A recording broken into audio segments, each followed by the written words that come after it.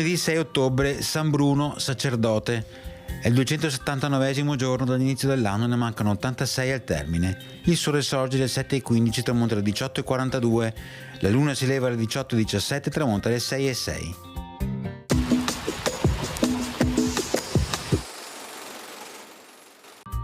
Nella sala del collegio, in Palazzo Ducale a Venezia, si colloca il quadro votivo dipinto da Tiziano per il doge Andrea Gritti, che vi è raffigurato in mezzo ai santi Bernardino, Alvise e Marina.